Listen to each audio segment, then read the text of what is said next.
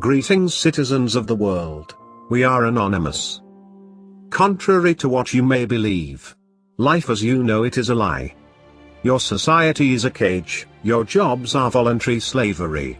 The television you watch is designed to keep you incapable of critical thought, and the very freedom and democracy your leaders claim to stand for is nothing more than an illusion.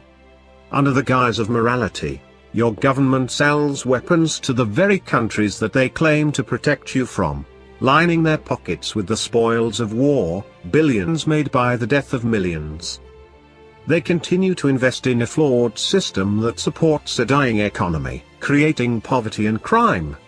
They create laws and legislations that contradict our Constitution and take away our right to be a free-thinking member of the human race, and you are too blinded by the culture they have created for you to take any real notice or make any real change. Anonymous is not blind. Anonymous has seen everything. For years we have been a force for good on this battlefield, fighting for our basic rights as the dominant species of this planet, protesting in peace, spreading the truth, a bloodless conflict. But now it appears that the day we have been waiting for is at last upon us, and the time to act is now. The Western government talks of a new world order. They build their FEMA concentration camps ready to detain thousands of Americans without trial for speaking out against corruption.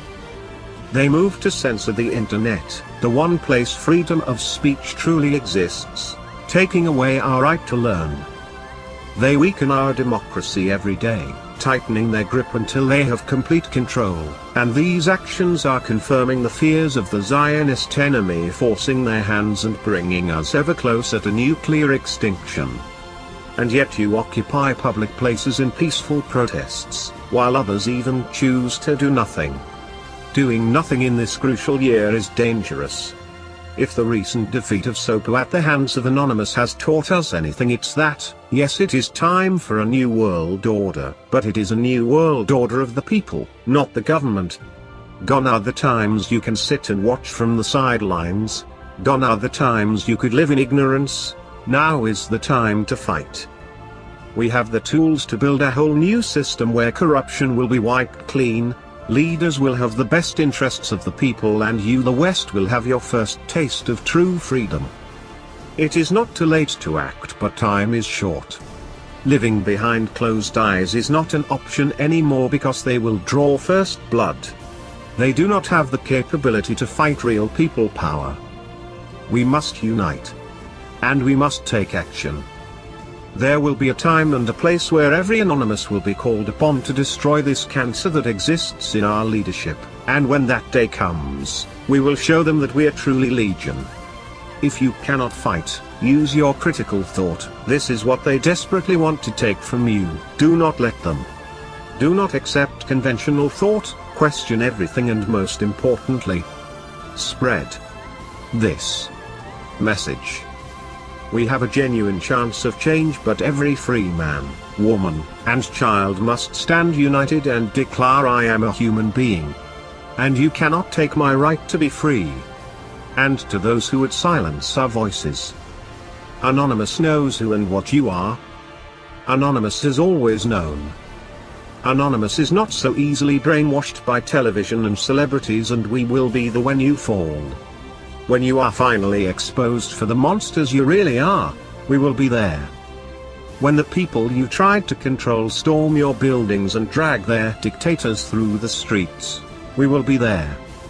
When generations of secret scheming, planning and conspiring are burnt to ash and buried, we will be there. When you realize you have failed, we will be there. You are no match for us. You never were. There are more of us than you know. There are more of us than anyone knows. And every day our numbers grow stronger. We are Anonymous. We are Legion.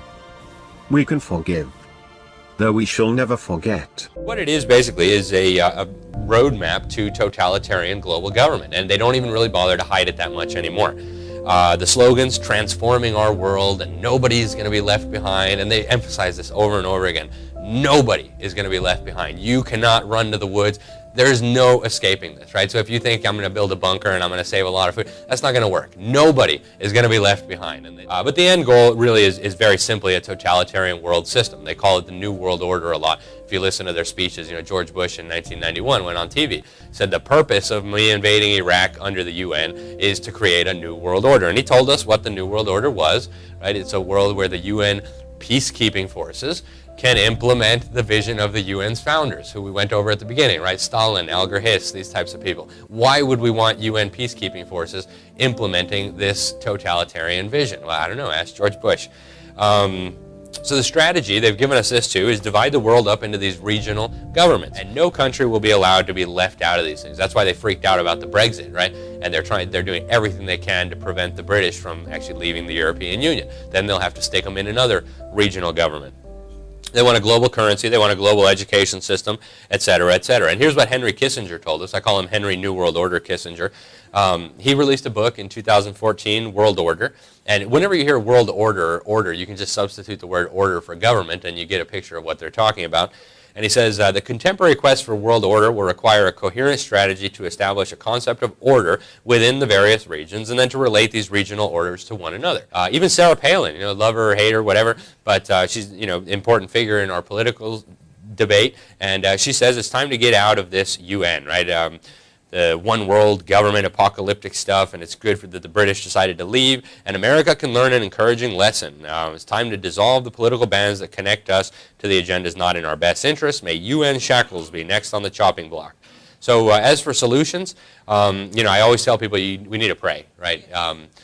God, actually, we're going to need his help for this. And the Bible tells us that too, right? If my people shall humble themselves and pray, he will heal our land, right? He tells us that, and that's a promise, and God keeps his promises. We need to educate ourselves, and we need to educate others. We need to educate our children and protect them from being dumbed down with these agendas. We need to not be misled by people who say it's the Jews or it's the Mormons or the Catholics or all this kind of hate. That doesn't accomplish anything. It's useless. It's counterproductive. It goes nowhere.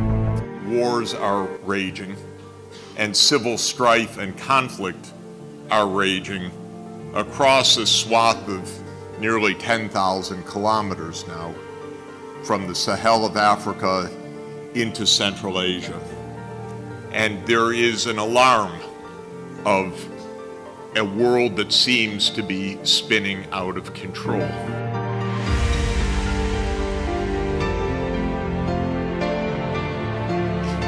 And the one thing you learn as a UN official is there are a lot of countries in the UN, and they're all facing problems.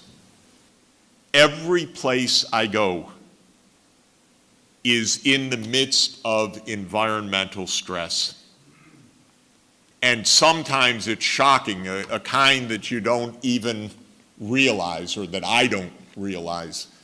A few weeks ago, I was in Tehran and looked out the window, and it was completely gray in the middle of the day, and it looked like a Beijing afternoon to me. That's not chemical haze, that's sand. I'd never seen a sandstorm that way. But because of the drying of the surface throughout the Middle East, there's a massive amount of dust and sandstorms now that are basically destroying the land, the crops. The hour is drawing close where Donald J. Trump will be the president-elect of the United States.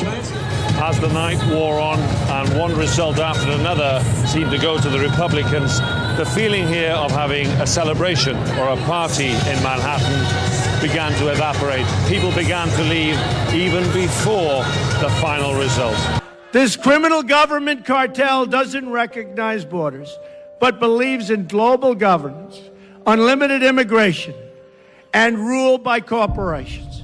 It also believes in no borders. Just come on, folks, come on in.